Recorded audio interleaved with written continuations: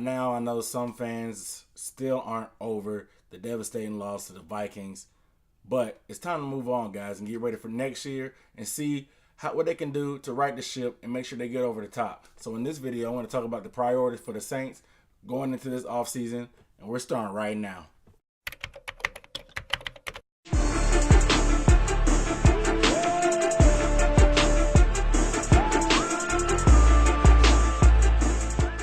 What up, dude? What's up, everybody? It's Aaron Duncan here with the Necessary Blunt Sports Talk. You guys already know what time it is.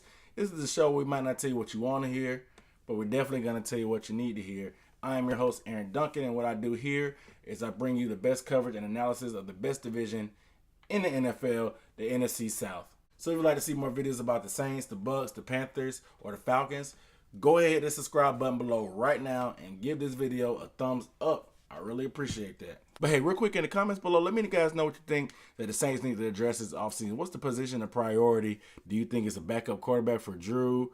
Maybe some more defenders, offensive line? What do you think they need to address? Let me know down in the comments below. All right, guys, so let's go ahead and get into it. The first thing the Saints need to do is address his quarterback situation. Another offseason, another contract controversy with good old Drew Brees. And we all know Drew is a very capable quarterback still, and he had a pretty good season. He had some career highs in career and completion percentage.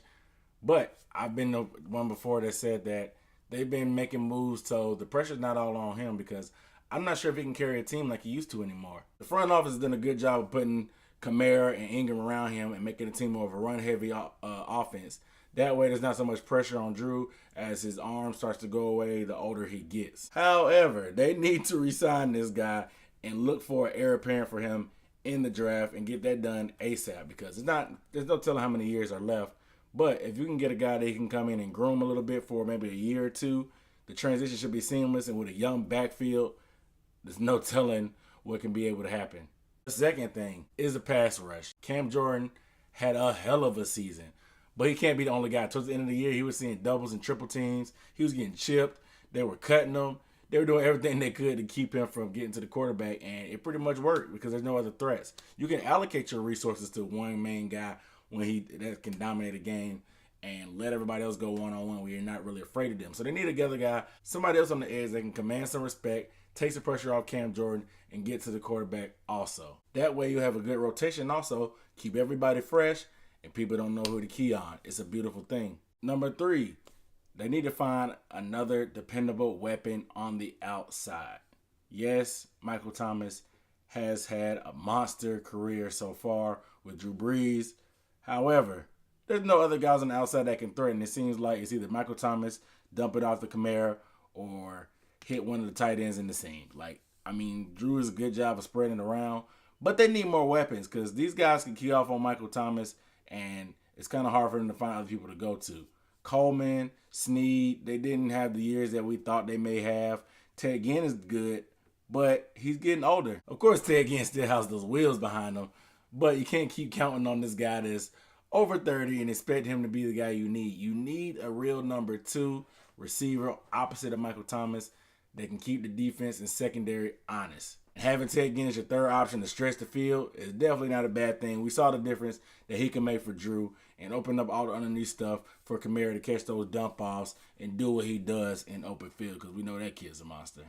And last but definitely not least, they need to address that secondary, mainly a safety or a nickel. Kenny Vaccaro, he's been injured, beat up. He's been solid as a Saint in his career, but he's not that guy that we need anymore. We got to move on, find some more depth. They drafted some young guys last year, of course, but we saw them kind of get exposed in the playoffs with a lot of grabbing, holding, pass interferences. They'll come up with time and age. They'll get better, and they'll stop doing that. But you can never have too many good defensive backs in a division like this where you have quarterbacks like Jameis Winston, Cam Newton, Matt Ryan that can carve you apart through the air. So you got to have more depth at the defensive back position. But hey, like I said, let me know what you think the Saints need to address this offseason in the free agency or the draft.